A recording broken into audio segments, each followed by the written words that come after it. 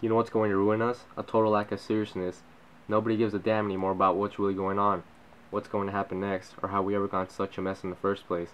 Most of you won't even have the attention span to watch this video for more than 10 seconds. All of you out there on YouTube and Facebook. In fact, I'm sure many of you have already left. By now I've already lost half my audience's retention. Many of you realize that this will be a political video and are already telling yourselves, I'm not interested in politics. Politics are about as important as our heartbeat. Problem is, most of us never listen to our heartbeat. All bias should be cast aside on any matters concerning truth, so listen up.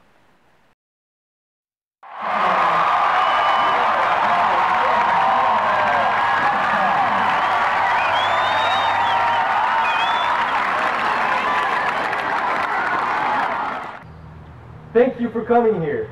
Thank you for being here. Thank you for showing the potential for a better life for the 99%. And for coming here to bring the 1% to justice. Corporations have taken over this country. They've taken over government so much to the point where we can't even call it capitalism anymore. It's become feudalism. Things are so corrupt, we can't even call it corrupt anymore. We're ruled under a criminal enterprise, an enterprise made up of insanely rich businessmen and bankers, or as some people like to call them, banksters, the modern day gangsters. These are people who make up less than 1% of our population, yet own more than half of all the wealth that exists. Banks are getting bigger than ever before, and corporate profits are passing record levels, all while we're left here to suffer through a recession and unemployment that's reached depression levels. And those of us who are lucky enough to have jobs sure do feel overworked and underpaid in comparison to CEOs at the head of these companies who make over 500 times the average employee's wage, which is by far the largest gap of any industrial nation. What you make in 2 years, they can make in a day.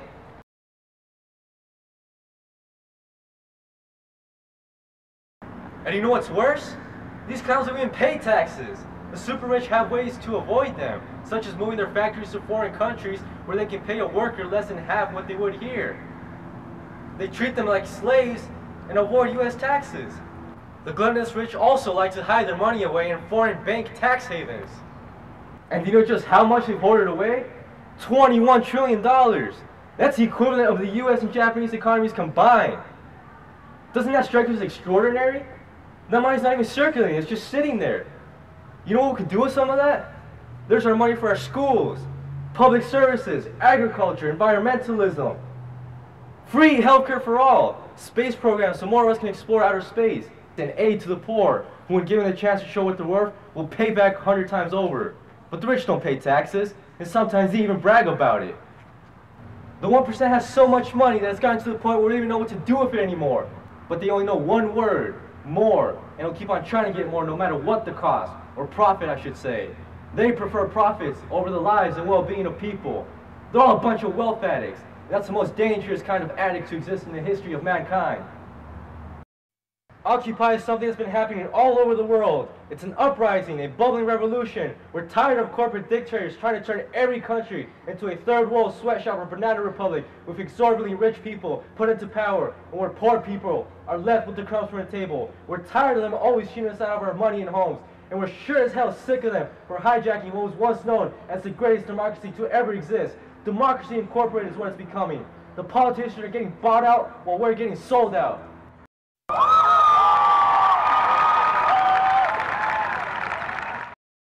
When Occupy started a year ago, it wasn't like anything ever seen in size and character. The worldwide demonstrations were so massive, corporate McNews couldn't ignore us even if they wanted to.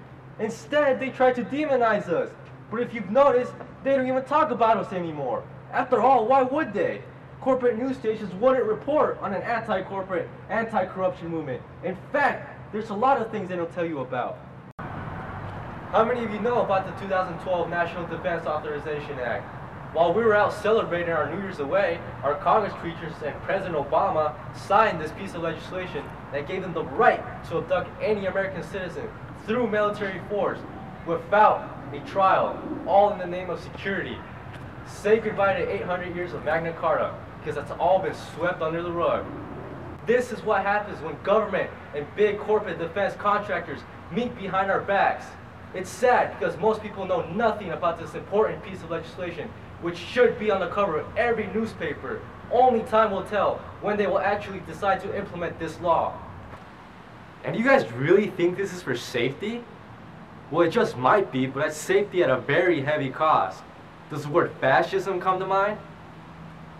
If corporate news parrots have failed to get this information to us, go tell people yourselves. As someone I know likes to say, don't hate the media, become the media. Now, for those of you who find it difficult to believe that our beloved system would even consider turning against you, I want you to research the Northwood documents. It was a CIA operation that they tried to get passed in the 60s that would allow them to terrorize U.S. civilians in order to blame it on Cuba and later go to war with them. If our own system was thinking this 50 years ago, why wouldn't they today? Especially when they realize it's so easy to get away with. Authorities will turn against you. Occupy has been experiencing this firsthand with the police. I'm really starting to wonder who it is actually here to protect and serve. Our military too. Think about it. Oil companies, war for oil. Is it really that hard to put together? War and weapons manufacturers. Now, I'm not trying to disparage our authorities or troops in any way. They are people just like us, and I understand they are just trying to do their jobs. But I hope they realize to the kind of corruption they have complicit to. It'll have to come to a point where everyone starts to question what they are actually doing. I hope it's soon before things get even more hectic than they already are. So far, we've become the military-industrial complex that President Eisenhower warned us about 50 years ago.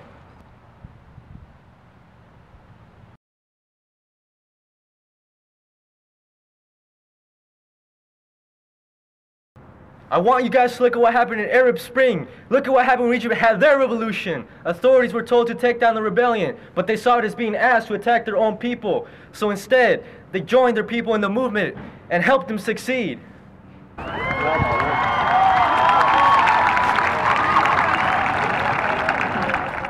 Now it's time for us to do something. We have to get rid of this level of corruption that no other democracy even tolerates at this point. Conglomerates are giving themselves enormous rights that surpass the rights of people. Their slogans are only cover-ups for all the atrocities they do to man. They use all their wealth to keep us from knowing what's going on and from asking questions. And if we stop questioning this system and simply follow it, then we are nothing more than slaves. Enough is enough. We have to do something. We must overthrow this corporate dictatorship. We must revolt. It is our only chance and our only hope.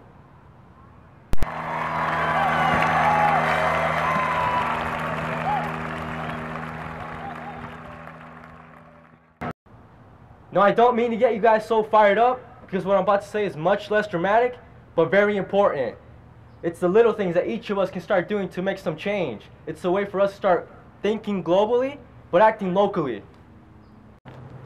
First thing, voting.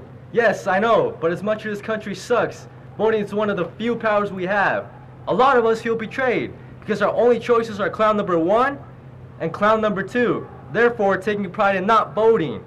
But we have more options, better options, third-party candidates that corporate news never talks about because they know people will like them a lot better and a lot more than the two brand names, Democrats and Republicans. Some people will tell you that voting third party is a waste because clown number 1 is going to win the election anyways, so you might as well put a check on his name. But no, if that's the case, wouldn't voting for clown number 2 also be a waste? My point is, wouldn't you guys rather vote for something you want and not get it than vote for something you don't want and get it? Aside from that, voting for the next figurehead isn't even what it's all about.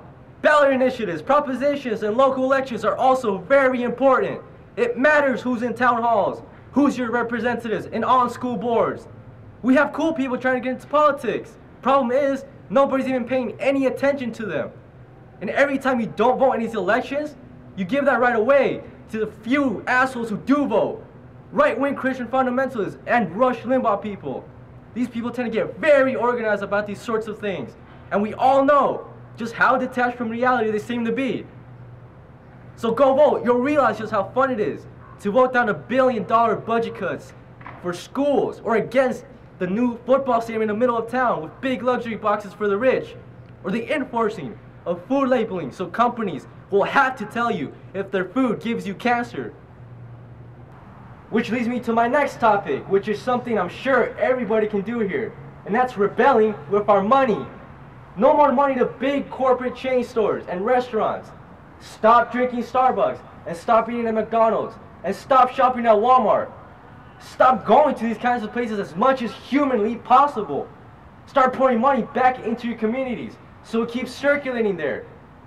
Because every time you give it to a big corporate chain store, it just goes into the CEO's big bonus check, or it goes to stockholders, or into building another one of the big corporate chain stores, which puts families out of business. Maybe someday all I have left to drink is nasty Starbucks because all the other coffee shops will be gone. It can't be capitalism if we're letting it become such a monopoly.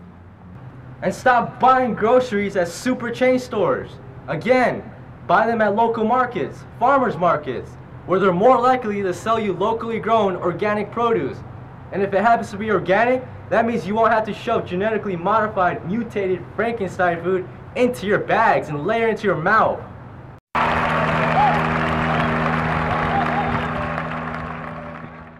So there you go. Rebelling in the voting booths, rebelling with your money. But the best thing to do is to rebel on the streets. Exemplify yourselves. Take affirmative action. Show them who the real Americans are. Many point their fingers at us and call us anti-American.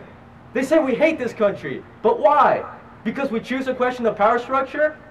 We don't hate this country. We love it. And we're tired of seeing it get ruined. Because we know it can be a better place. We want the people in power out. Those people belong in rehab centers, or better yet, prisons, for abandoning and harming the American people and others around the world. We must march on the streets and make our demands. We want political and financial justice for the 99%, equal access to quality education, and free healthcare for all as a basic human right like in other civilized countries. Environmental justice, money out of politics, the well-being of people over profits, and everything to inspire a better future.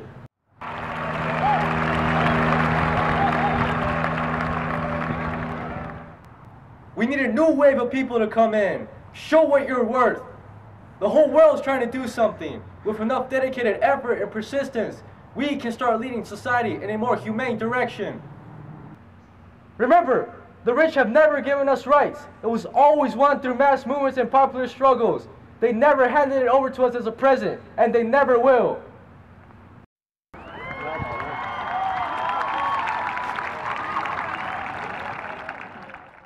I would like to end this by talking about the Patriot Act. For those who don't know, it's an act passed in 2001, shortly after the event of 9/11. It allows our government to surveil us as much as they want by tapping into our calls and internet activity without notifying us in the name of security. But we all know just how much the government likes to exploit its powers. Surveillance has been increasing every year, and over the last couple of years it has increased by more than 300%. The biggest mistake they can make is to think they're far more clever than us. So just as they have been spying on us, we have had people who have been spying on them.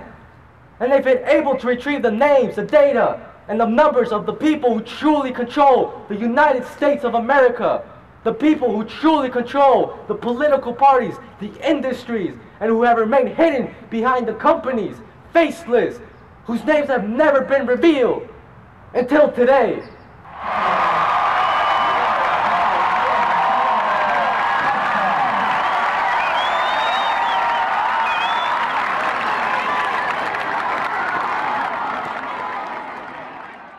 And the names of these people are...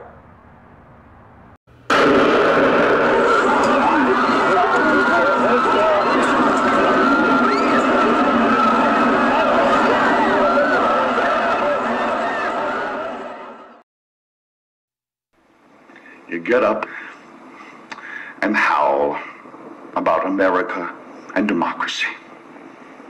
There is no America. There is no democracy. We no longer live in a world of nations and ideologies. The world is a college of corporations, inexorably determined by the immutable bylaws of business.